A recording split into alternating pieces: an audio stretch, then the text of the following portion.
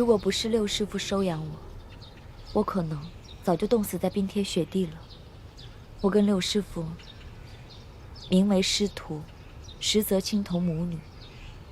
可惜，好日子没过多少年，梅花门就遭到了血洗。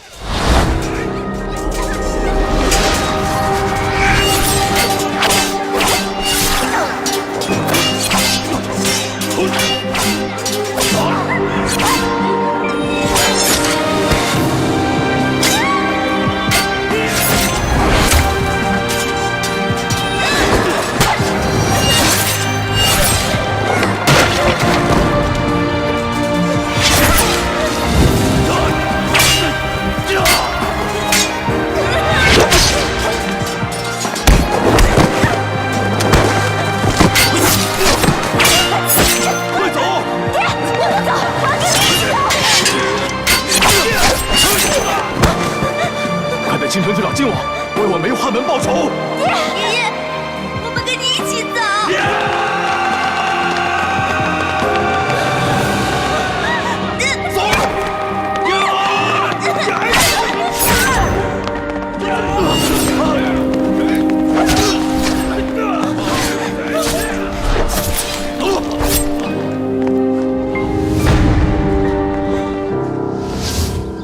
那个时候，我年纪还小，什么都不懂。六师傅告诉我，那些杀手全都是清廷的走狗，凡是不归顺清廷的武林门派，全都遭到了血洗。这么深的血海深仇，让你一个弱女子来报，实在是……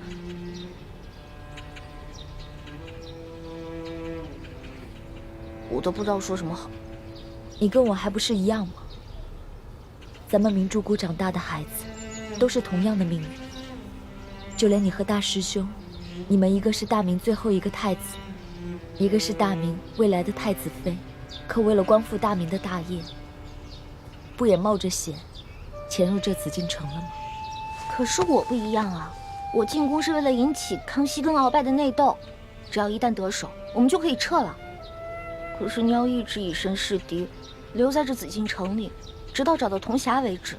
你也不用太替我担心，我一进宫就得到了皇上的宠爱。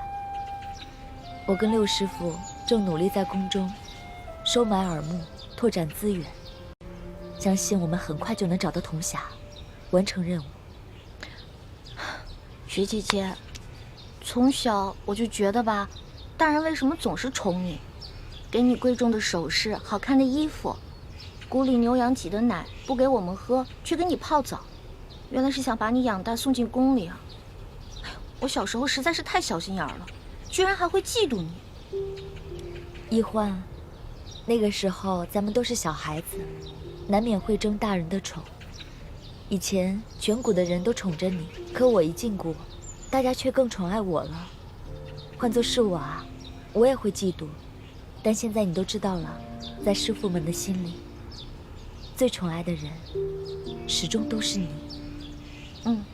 雪姐姐，你放心吧，我跟朱哥哥已经进了宫了，而且我还结识了皇上的心腹侍卫，叫做龙三。我们也会想尽办法帮你一起找到铜匣，到时候我们就可以一起离开这个龙潭虎穴了。好，我们一起努力。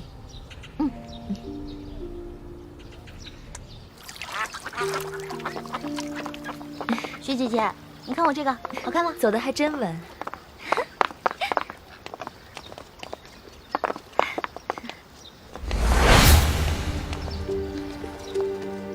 爹，雪姐姐，那不是我爹吗？他怎么进宫当太监了？那不是你爹，那是李德福李公公，大内总管。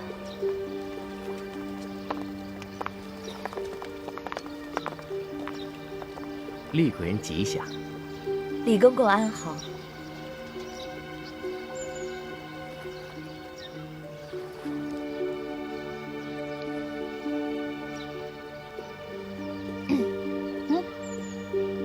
孝女李一欢给李公公请安。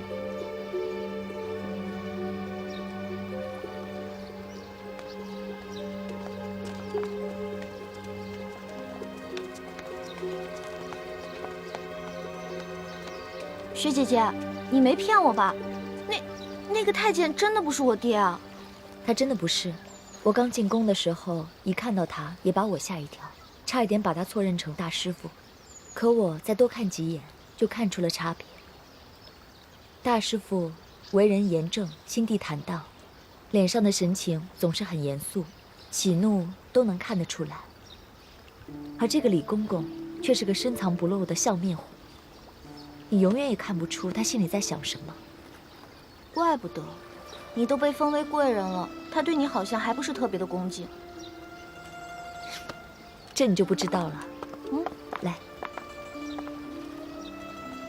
这李公公啊，是这宫里的大内总管，在这宫里面很有权势，再加上深得太皇太后的宠信，所以啊，后宫的嫔妃们都特别巴结他，连皇后都不例外。我只不过是一个小小的七品贵人，他自然不会把我放在眼里了。怪不得呢。这个李公公刚才还对你打声招呼，跟我连理都不理。欢儿，你以后见到李公公一定要主动打招呼行礼。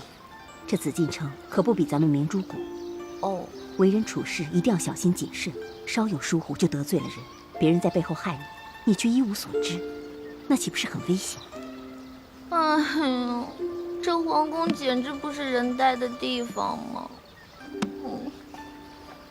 你啊，从小一向在外面野惯了，如今也身不由己进了宫，还真是难为你了。你和你那个结拜兄弟龙三联系上没有？别说了，根本就没有。我们这个刘嬷嬷，简直不是人，我根本就没有机会逃脱他那些眼线，我只好让朱哥哥帮我去联系了。那就希望大师兄能够联系到龙三，让这个龙三在皇上面前帮你周旋，这样，你还能安全一些。不然以我现在的身份，也保护不了你。薛姐姐，六师傅，放心吧，我现在已经知道这皇宫的厉害了。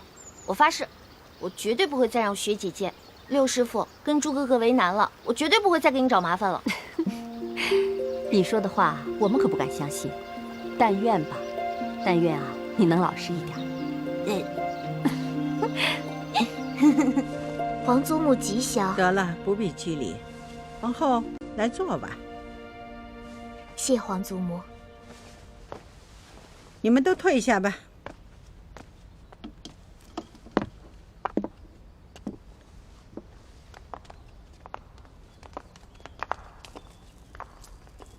皇祖母，出了何事？哀家刚刚得知，这批秀女中混入了鳌拜的奸细。奸细？哀家是警告过他，以为他会收敛，没成想他更变本加厉了。哀家要是不给他发发威，看来他真是把哀家当成一个没有用的老太婆了。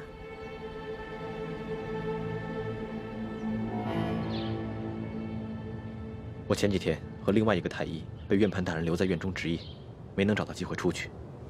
这几天夜里，我悄悄潜入御花园，每次等到半夜，都没能见到龙三。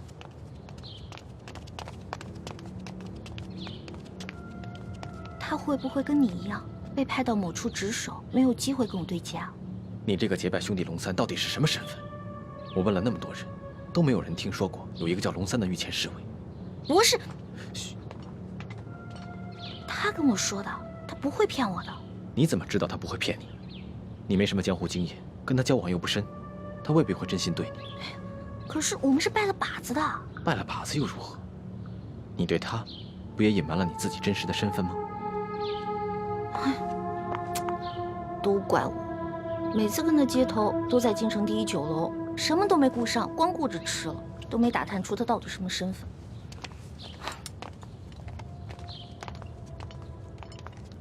这个龙三，肯定是宫里的人，究竟是不是御前侍卫，就很难说了。这紫禁城里住着上万人，不见得人人都互相认识。我再找人四处打听打听吧。我让雪姐姐和六师傅也帮我打探打探。从昨天开始，康熙那个小色皇帝就开始挑选秀女侍寝了。他一旦选中我怎么办啊？在此之前，我得赶紧找到龙小弟，让他帮我在皇上面前好好周旋。好，你最好画一张龙三的画像给我，我拿着画像去打听。好，今天晚上给你画，明天找机会给你。好，散了吧。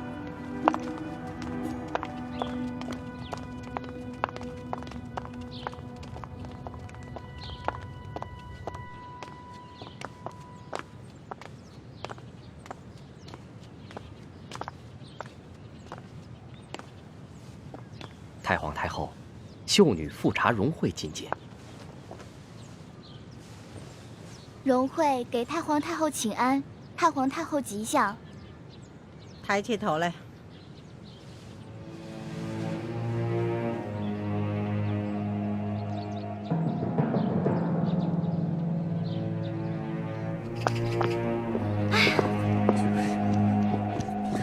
是吗？玉兰姐姐，他们这是怎么了？容慧姐姐她……容慧姐姐怎么了？她昨天不是被叫去侍寝了吗？她可是这批秀女当中第一个被叫去的，你不是还挺羡慕她的吗？她不知道做错了什么，惹怒了皇上，被太皇太后赐死了。惹怒了皇上，被太皇太后赐死了。我们大家都吓坏了。对了，今天晚上秀禾姐姐也去侍寝了，不知道她今晚的运气能不能好一点。我的天哪，我还是赶紧先画画吧。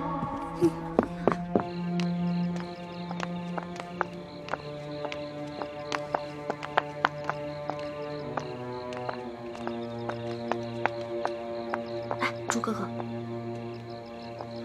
哎，康熙那个小皇帝简直太无情了，刚刚临幸完容慧，一转眼就不认人了，任由太皇太后就把他给杀了，真是伴君如伴虎。也不知道雪姐姐以后会怎么样。所以，我们要尽快想办法找到龙三。龙三的画像呢？啊，全是。怎么这么多？我有点不太确定自己画的像不像，我就多画了几张。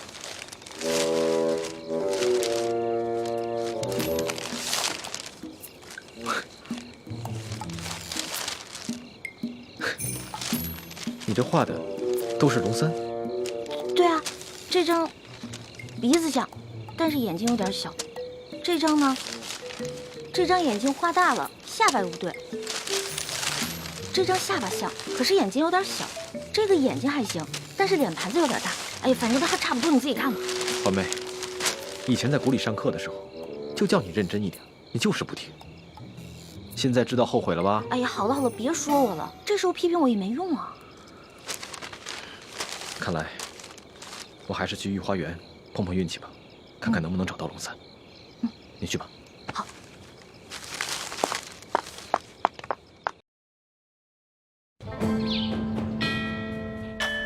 传皇上口谕，宣秀女玉兰侍寝。妾玉兰，谢皇上恩典。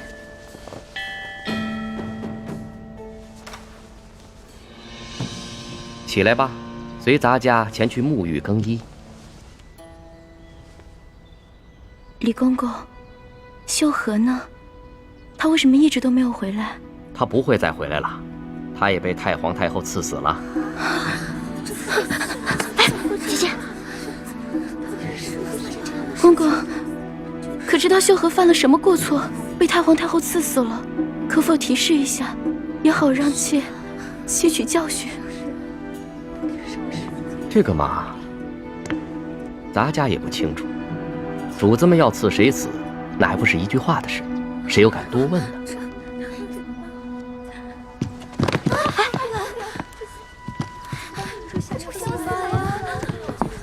玉兰不会有，真后悔，早知道我就不进宫了。真像我这样。龙小弟啊，龙小弟，我要是再找不到你，恐怕我也顾不上什么执行任务了，只能一个字：脚底抹油，溜了。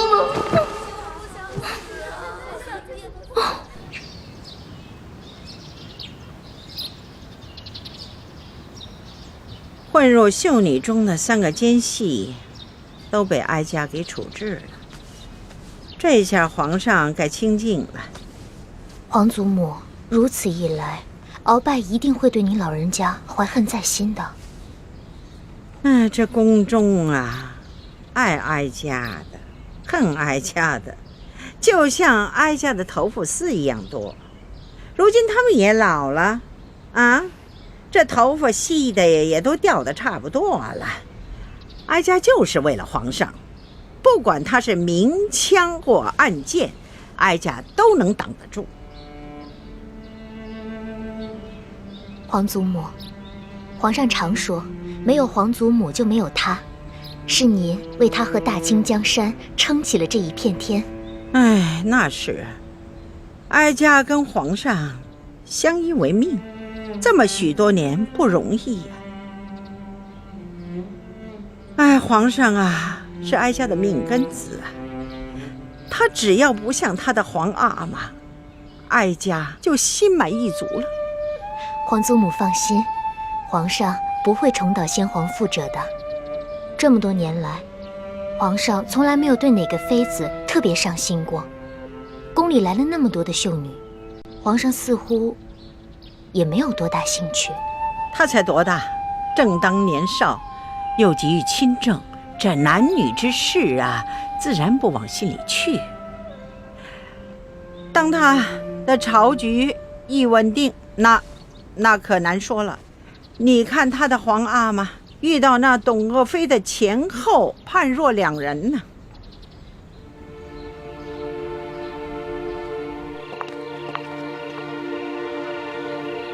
玉兰也被刺死了。康熙那个小皇帝一定是疯了，居然一连3天宣了3个秀女尸体，等天一亮，就借口他们事后不周，把他们交给了太皇太后。太皇太后竟然把他们都给刺死了。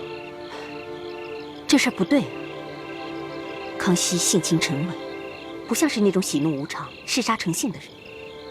而且清晨告诉过我，康熙召他侍寝的时候是很温存的，一点都不难伺候。那他怎么会一连3天要刺死3个秀女呢？这事一定有蹊跷。可惜我和清晨想了很多办法，都没有找到龙三。不然可以让奕欢去问问龙三，这究竟是怎么回事。六师傅放心吧，奕欢已经想到找到龙三的办法了。哦，是什么办法？既然奕欢找不到龙三，那就只能让龙三来找奕欢了。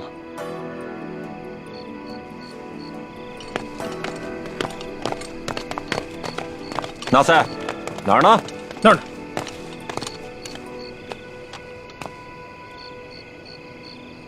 哎，奇怪了，这谁呀？啊，居然这么大胆儿，在这紫禁城里给我放孔明灯。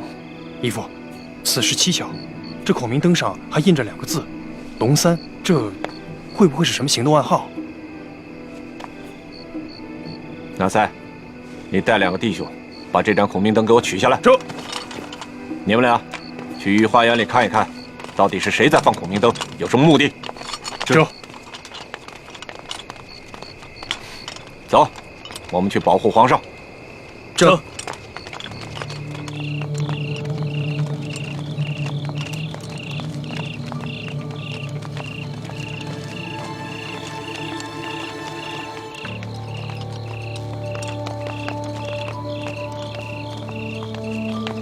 皇上还没有就寝吧？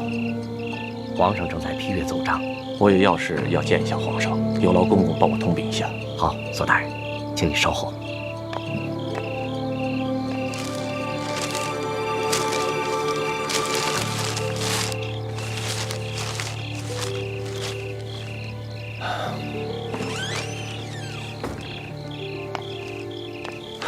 怎么样，李公公？左大人，皇上宣你觐见。啊，多谢了。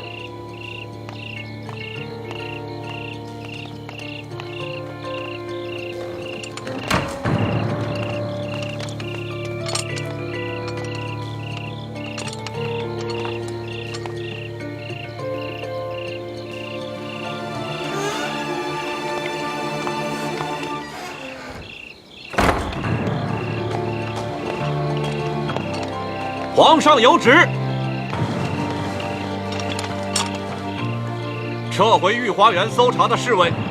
从今天开始，如果再发现像今天晚上这样的孔明灯，一律直接上报，不许私下议论，违之者斩。是。索大人，皇上这道旨意到底有何深意啊？当奴才的不要随便的猜测圣意，按旨办事。老奴失言了。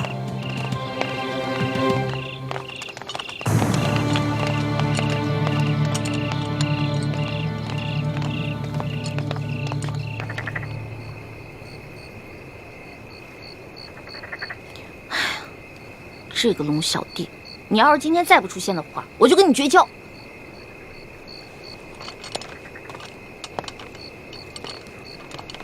大哥，大哥，大哥，大哥，大哥，大哥，大哥！我呀，龙小弟。大哥，你怎么变成了个女的呢？我呀，我是易欢的妹妹，易成。大哥，你可别开玩笑，你手上那个玉扳指还是我结拜的时候我送给你的呢。这个呀，这是我大哥送给我的。这不可能，我大哥答应过我送给他的东西他不会转送给别人的。所以，大哥，你到底是男的还是女的呀？龙小弟，我发现你这个人啊，身体不强，功夫还差，这江湖经验更是差得离谱，连我女扮男装都看不出来。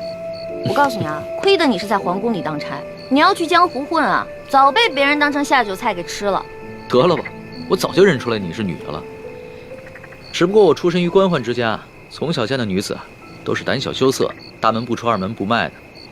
头次见到你这么大胆子，还敢溜进宫里偷吃东西，我呢就想看一看，接下来你还会耍什么花样。你的意思是说，你早就看出来我女扮男装了？我只是没有江湖经验，可我不是傻瓜呀。反正我们都已经结拜了，我就是你大哥，你就是我小弟，不管我是男是女的，你都得喊我大哥，知道吗？不行不行，你只比我小1岁，又是女的，你还让我叫你大哥？哎，你就老老实实做我的小妹了。不行不行不行，从小当小妹我都当腻了，好不容易落个大哥当当。我告诉你啊，这个当大哥啊，不是按照年龄，不是按照性别，而是按照能力的大小。如果你能打过我的话，大哥给你当啊。好吧，论武力，我确实不是你的对手。哎，可是你穿的这一身女装，让我叫你大哥，我真的是叫不出口。要不然，我叫你大姐。我呸！大姐多难听啊！大哥大哥大哥。哎，不行不行不行不行，大哥，哎，这样吧，我叫你老大好了。行吧，只要你承认我比你大就行。我问你，罗小弟，这几日我哥哥约你在这儿见面，为何都不露面啊？这前2天啊，皇上派我秘密出宫执行一项任务，我这不刚回来吗？那我跟我哥哥四处打听，为什么都没有人知道你龙三这个人啊？老大呀老大，还说你江湖经验丰富呢。哎，你看看这宫里边宫女、太监、侍卫加起来上万人，那有些人在宫里边生活了一辈子，还不能全认识呢，有什么好奇怪的？听你这么说，好像是有点道理。我大哥是不是跟你说了？其实我就是鳌拜。嘘，咱们找个安全的地方说。走。哎，你慢点儿。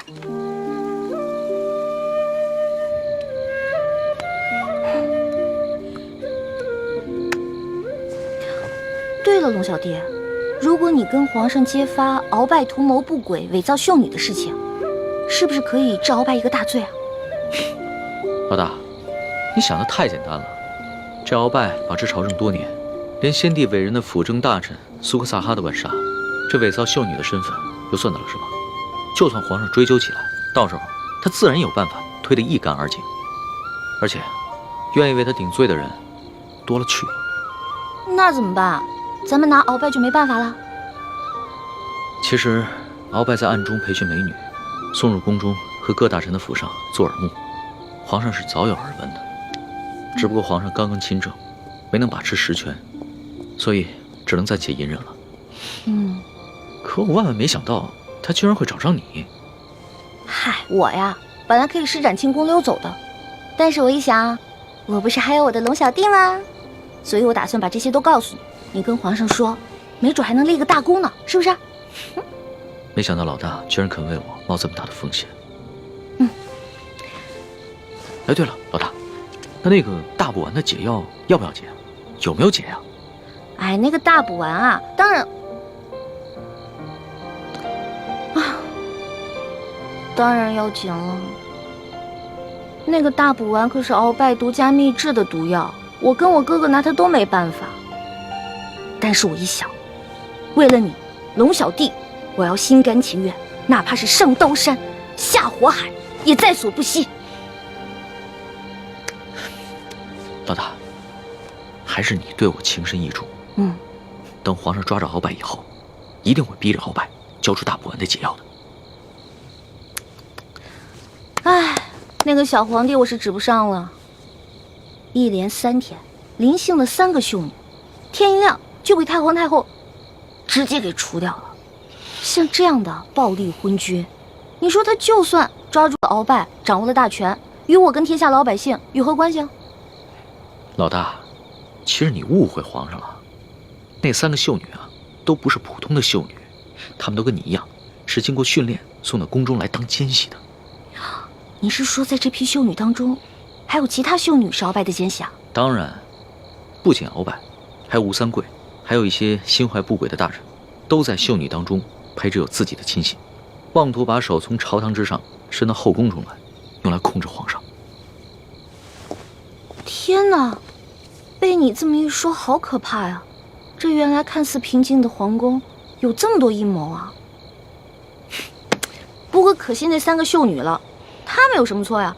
她们肯定也是受人胁迫才不得已的。哎呀，这个皇帝心真狠，把他仨全杀了。老大，这权力之争啊，不像是请客吃饭，而是你死我活的较量。皇上要是在这个时候仁慈一点，那他就会被像鳌拜那样的权臣掌控得死死的。龙小弟，你说皇上会不会把我……若是皇上呢，悄悄派人查出你的底细啊，那你这小命肯定就不保了。但是我已经跟皇上禀报过，所以一定会保你没事的。真的啊？而且你要是配合皇上抓住了鳌拜，一定会立下大功的。哎，如果我配合皇上抓住了鳌拜，他是不是可以给我好多奖赏？那当然，赏赐的金银珠宝，你3辈子都花不完。真的假的呀？那这一趟冒险我可值了。说吧，让我怎么配合皇上？怎么配合皇上？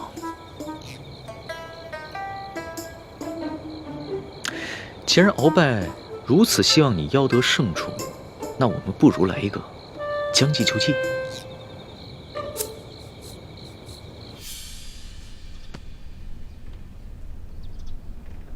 小主的身子并无大碍，可能是饮食不调积了食，待我为你开几服消食化积的药，服下便好了。哎呦，可不及时嘛！这宫里的茶点饮食实在太好吃了，我一吃根本停不下来。这宫里处处潜藏着危机，你要把性子收敛一点。知道了，你怎么还是老毛病啊？到哪儿都想管住。少跟我抬杠。说正经的，我觉得龙三的计划不妥。你别忘了，你是大明晋王的郡主，我未来的太子妃，怎么能去给大清的皇帝侍寝呢？又是这句话，我不是都说了吗？不是真的去侍寝，这是他跟皇上商量的一出戏，为了骗鳌拜的，不会真的去给小皇帝侍寝的。话虽如此，可是如果你真的进了小皇帝的寝宫，这半夜3更孤男寡女的，小皇帝又是青春年少，你又这般貌美，万一他想假戏真做了怎么办？不入虎穴焉得虎子。而且龙三都跟我说了，前段时间这个小皇帝啊，中了鳌拜的慢性毒药，大伤元气，到现在还没有恢复呢。对你呀，我永远没办法放心。我给你准备了一条浸过蒙汗药的丝巾，如果他真的对你起了色心的话，你就想办法让他绣这条丝巾，你自然就没事了。小心藏好。记住了，如果你真的让他占了便宜的话，你就干嘛？吃了我？你就知道欺负我，我自然不敢对你怎么样。可是如果他真的，我就算豁出我这条命，我也要宰了他。朱哥哥，平时看你挺稳重的，怎么一到这种事上那么冲动？你看我，平时虽然很任性，但是这种大事上绝不糊涂。放心吧，而且我有轻功啊，就算我遇到什么危险，我可以逃掉啊。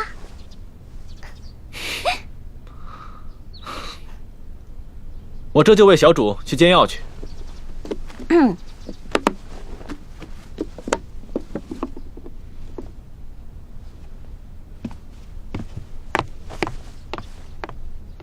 哇，这么厉害！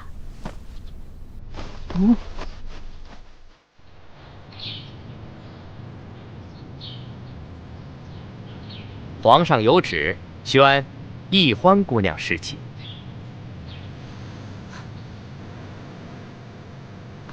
臣女易欢，谢皇上恩典。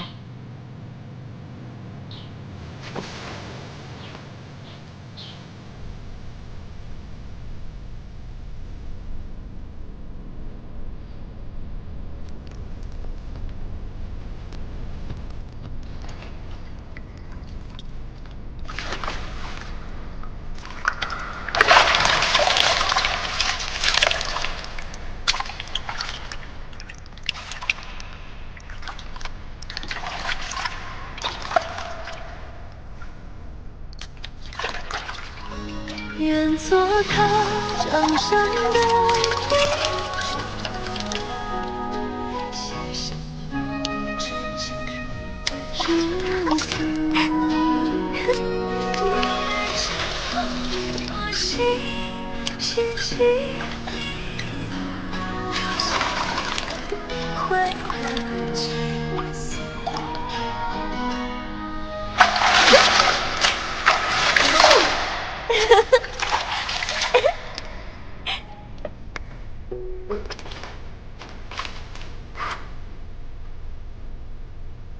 李公公，李公公，我要换的衣裙在哪儿啊？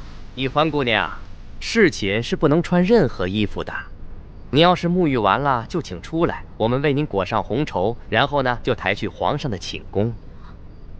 不能穿衣服啊？对，就连任何首饰都不能戴。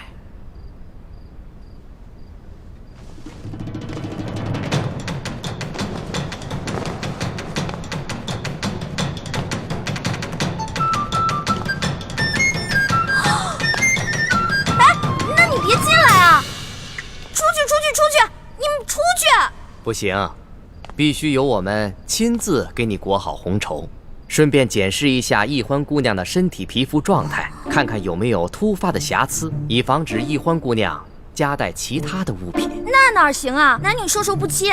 要不这样，你们先出去，等我穿好了叫你们。敬事房太监主要负责皇上和后宫所有嫔妃的房中之事。易欢姑娘入宫之后，难道就没有学习过吗？学是学过了，但我现在不是还有点不习惯吗？这。哎，你们！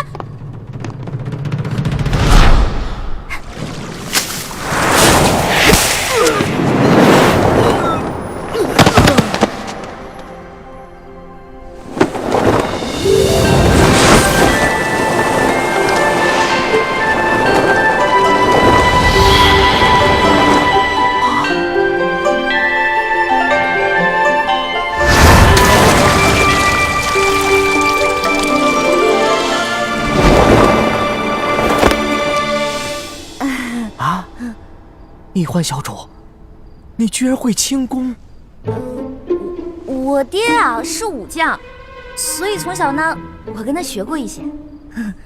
公公啊，我也知道这宫里的规矩啊不能破，但是有的时候，咱是不是可以商量一下？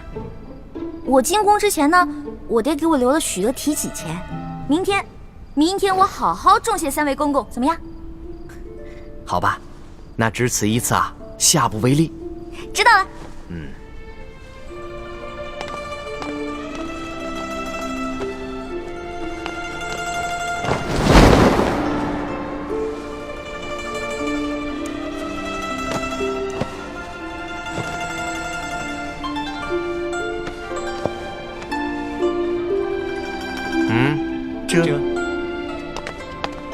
哎，那个公公，我把那个丝巾拿一下，我的丝巾，我的丝巾，我的丝巾！哎，公公！一欢姑娘，别说丝巾了，一根丝线都不能带。我的丝巾，公公，我的丝巾！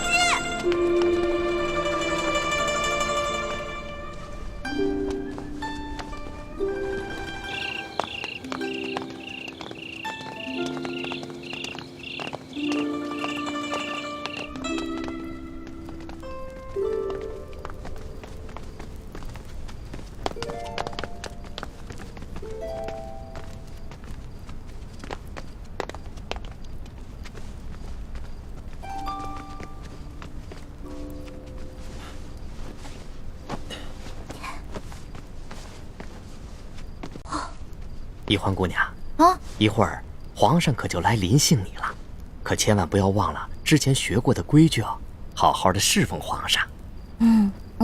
好，挂帘子。这。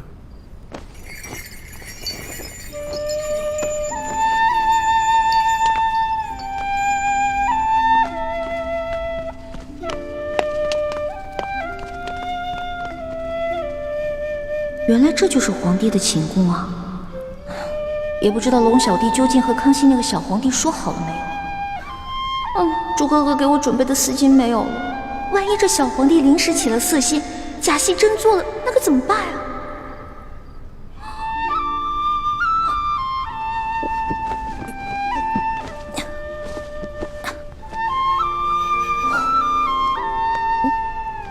完了！朱哥哥要是看到我穿成这个样子，肯定会气个半死。要不趁这个小皇帝还没来，我赶紧溜了吧。万一那个小皇帝怒了要砍我的脑袋，那龙小弟肯定会帮我求情啊。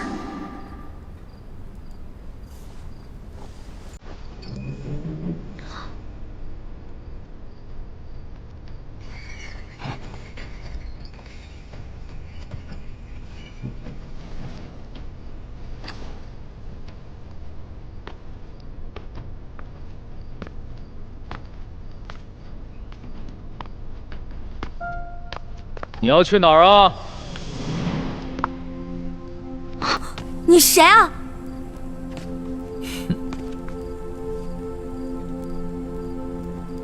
除了朕，还能有谁啊？你是皇上？你是皇上，为什么要戴面具啊？朕喜欢在临幸后宫嫔妃之时，玩一些有情趣的小游戏。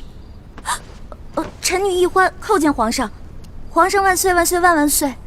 起来吧，这里又没有外人，不必那么拘束。谢皇上。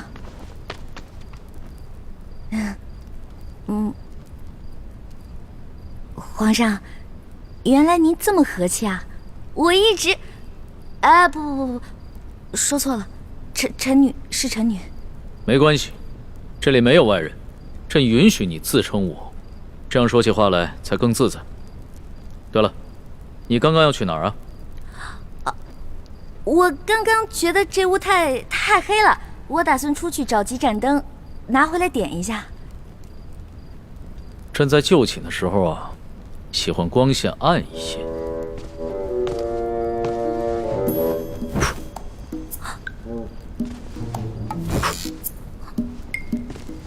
皇上，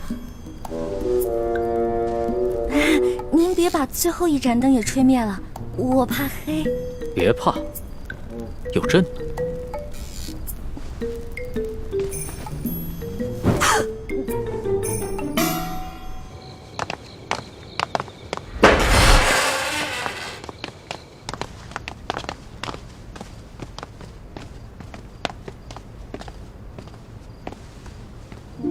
微臣李建清叩见厉贵人。李太医免礼。谢厉贵人。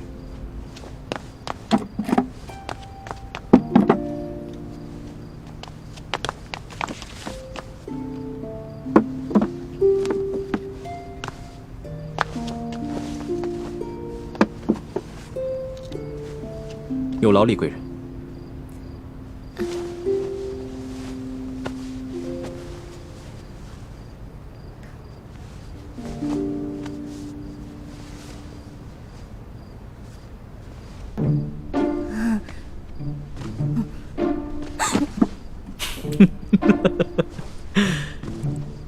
你看起来好像在发抖啊，很怕震啊？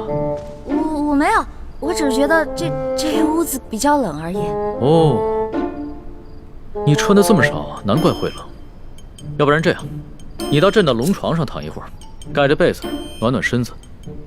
哦，让我上床，这小皇帝果然没安好心。我突然不冷了。那就让朕抱抱你，替你暖暖身子。你果然很怕朕啊！可是朕听龙三说过，你的胆子一向很大，你在他面前提起朕来，那可是从来都不怕的呀。皇上，我不是怕你，我就是怕你离我太近了。咱不是说好了的吗？朕和你说好了什么呀？不是我跟您说好的，是龙三跟你说好的。您忘了，咱们这次只是将计就计，您假装宠幸我，为了博取鳌拜的信任啊。今天晚上的事情是假的，不是真的。朕确实是和龙三定下了这条将计就计之策。只是这漫漫长夜，何苦虚度？咱们也不必演戏了，就让朕真的信了你。再说了，这全天下又有哪一个女子不想做朕的女人呢？咱们也不必演戏了，就让朕真的信了你。再说了，这全天下又有哪一个女子不想做朕的女人呢？皇上，这天下女子也不尽是贪图荣华富贵之辈啊。对大多数女人来说，她们与其与这个后宫佳丽3000争宠，不如找到一个白头偕老、心心相印的有情人。那唐代鱼玄机就说过呀：“易得无价宝，难得有情郎。”朕自13岁大婚以来，还从未有人跟朕说过这样的话。皇上，您生气了？你不会砍我头吧？你当朕是杀人狂魔吗？动不动就随便砍别人的头。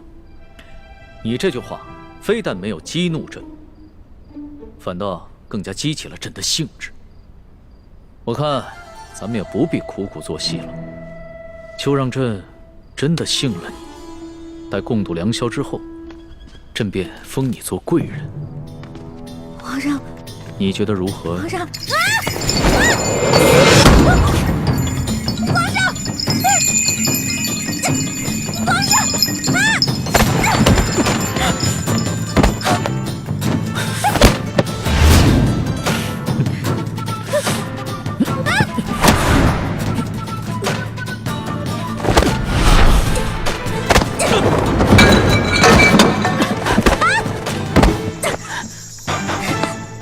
皇上，谁让你们进来的？启禀皇上，奴才见到殿内没了灯光，又有打斗之声，还以为来了刺客，所以赶紧进来护驾。刺客？什么刺客？哪有什么刺客？没有朕的旨意，谁也不许进来。这……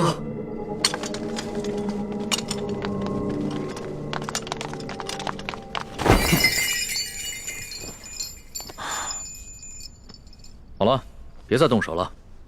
再动手的话，真把你当刺客，你这颗脑袋就真的搬家了。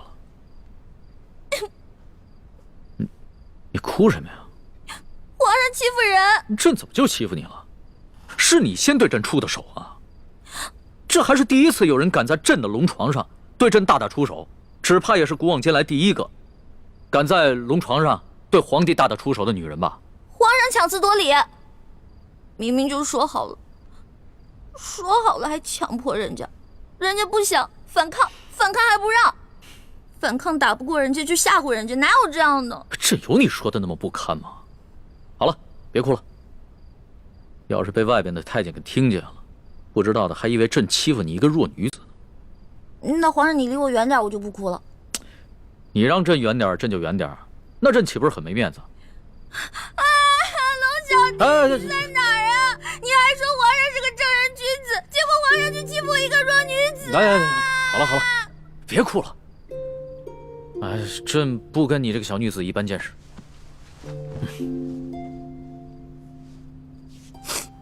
去找太医院的当值赵方抓药，我还要留下来给厉贵人扎针。是。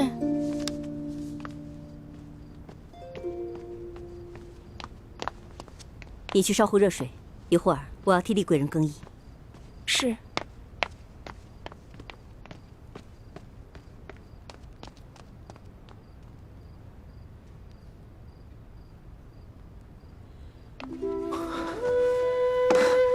雪师妹，大师兄，太好了，我还以为我再也见不到你了呢。怎么会呢？你们师兄妹好好聊一聊，我在外面替你们把风。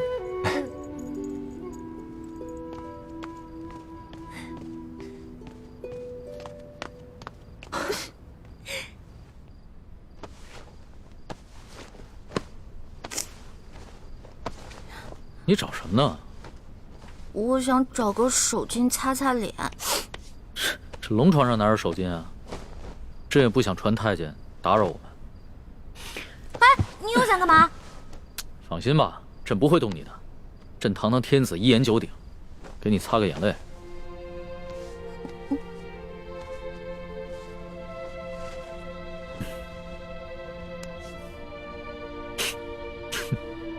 看看你现在这副样子，亏龙三还说你是他的老大。哎，他是现在看到你哭得跟鼻涕虫似的，还不笑话死你？其实我在龙三面前好多都是吹牛的，我没有他说的那么勇敢，我也没有多少江湖阅历，我也从来没被哪个登徒子轻薄过，何况是被全天下最有权势的轻薄过，我能不害怕吗？朕听出来了。你是拐着弯儿骂朕是个好色轻薄的登徒子是吧？臣女不敢，臣女没这么说。皇上，臣女能不能请求皇上一件事啊？说来听听。您能不能别把今天晚上的事告诉我龙小弟啊？如果你告诉他的话，以后我就没脸在他面前充老大了。哎呀，朕又不是长舌妇。哎，不会告诉他的。哎，不过朕保全了你在结拜兄弟面前的形象，你要怎么答谢朕呢？皇上，您可是全天下最有权势的人，也是最有钱的财主，您就为这么点的小事勒索我一个身无分文、身无寸缕的小女子啊？又是朕的不是啊！你怎么说来说去都是朕的不是啊？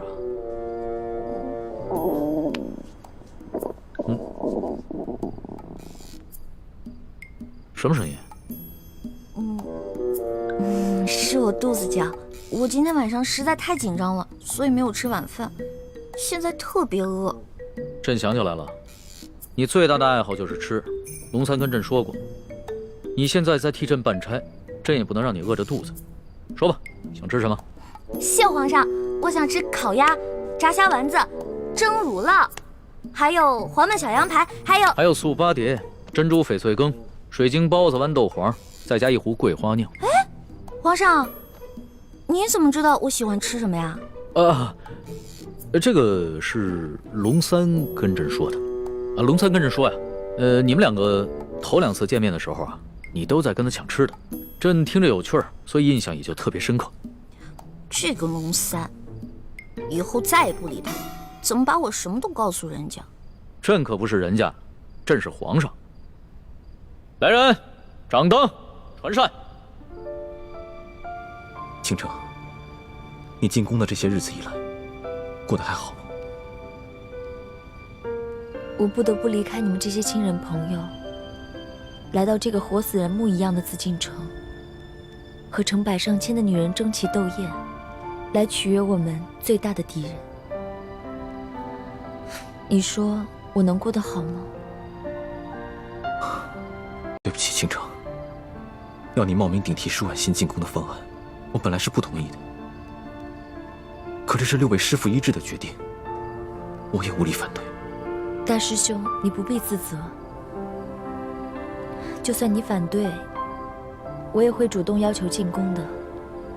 毕竟我们这些在明珠谷长大的孩子，没有一个人能为自己活着。就连单纯任性的小师妹，不也阴差阳错的进了宫吗？是我太无能了，还要让你们几个女孩子冒这样的风险，忍受这样的侮辱。今晚，一欢也要被召去侍寝了，也不知道现在怎么样了。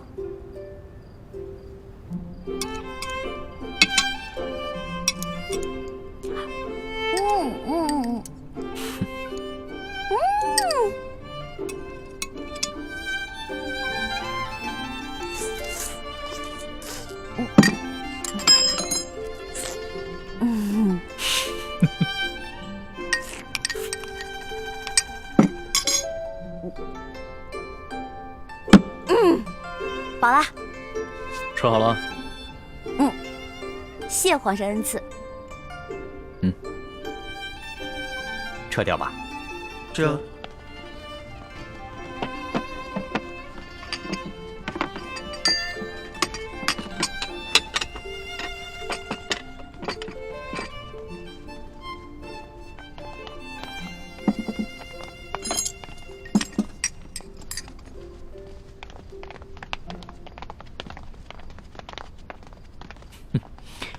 看你吃东西啊，还真是有趣儿。你一个女孩居然能吃得这么香，你这小小的肚子里，到底是怎么装得下这么多东西的呀？要论得上吃啊，这朕的整个后宫，无人及得上你。哎呀，那是他们装的。因为您是皇上嘛，他们在军前得注意自己的礼仪，所以要压制自己的食欲嘛。孔圣人也说过呀，人生3大乐趣，食、色、性也。所以呢，这个美食是人生最大的乐趣之一。说得对。食色是人之本性，现在食之乐趣你已经享受过了，要不要再享受一下色之乐趣啊？看来这个色狼皇帝还真是良心不死啊！哎呀，要是猪哥哥给我的丝巾在就好了，让我骗他闻一闻，就能让他乖乖睡着了。哎呀，这一夜良宵还剩一半啊！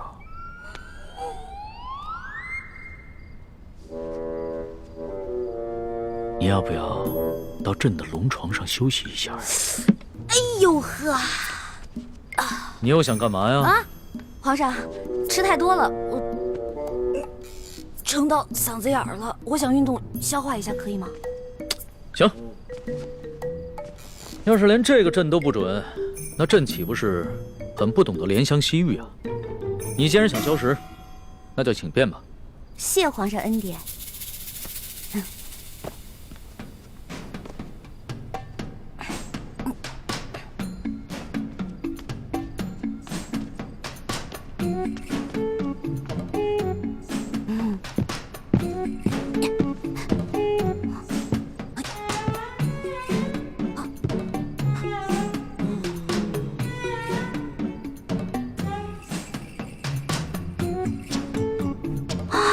色狼皇帝还真是耐心啊！看来是打定主意要吃了我总不能就这么运动一晚上吧？这可怎么办？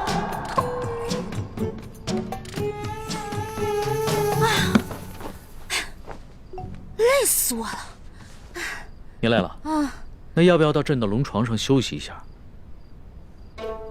哎呦，皇上，我可能吃坏肚子了，我肚子特别疼。刚才吃了好多杂七杂八的，特别疼。现在你肚子疼啊？啊，那要不要朕传个太医给你瞧瞧？那不必了，我只要回自己的房间睡一会儿就行了。既然你都要躺在床上休息，那为什么要回到自己的房间休息呢？朕的龙床一样可以休息啊。我这可不一样啊！我肚子疼，我可能会拉肚子。我在您这儿拉肚子不合适，是不是？我得保持在您面前的仪态，所以还是让我回去吧。你要是真吃坏了肚子想方便，那朕的寝宫里面也有金逆桶，你用吗？我方便在您这儿，哎，不合适。皇上，您可饶了臣女吧。人食五谷生百病，吃喝拉撒那都是正常的事情。要是连这个朕都接受不了，岂不是有违人伦？哎，你别紧张，要是真吃坏了肚子，你就在朕这儿方便，朕不介意。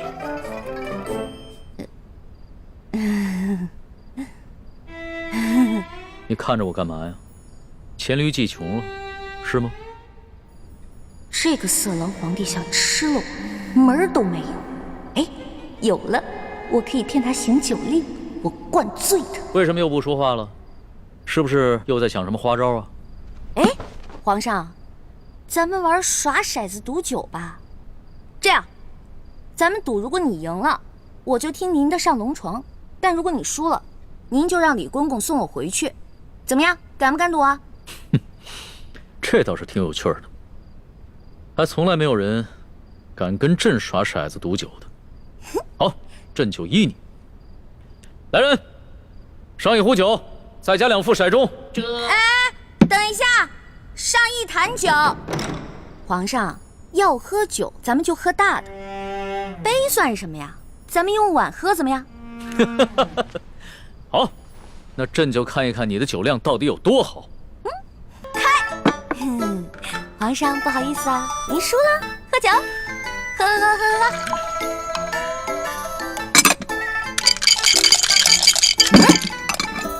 皇上输了，接着喝。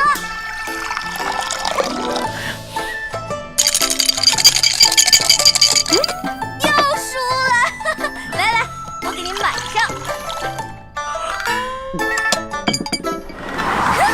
又输了，输了。又输了，接着喝。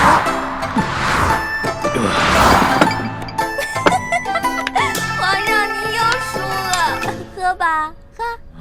怎么老是朕输啊？本姑娘从小玩骰子就赢遍全民诸古无对手，你这个第一次玩骰子的笨皇帝不输才怪呢。哎呀，皇上，您啊真是海量，而且您酒品好啊。每次赌完了以后吧，您都不赖酒，都喝，是不是？笑，真是天死，怎么会赖账？快喝吧。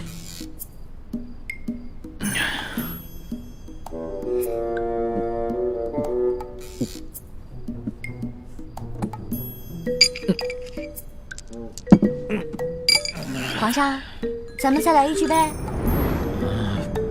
不行，皇上，不行，真不行。哎，去哪儿啊？这酒还没喝呢，皇上。皇上，皇上。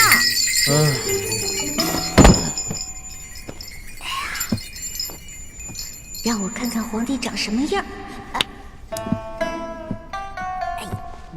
让我看一眼。易欢姑娘。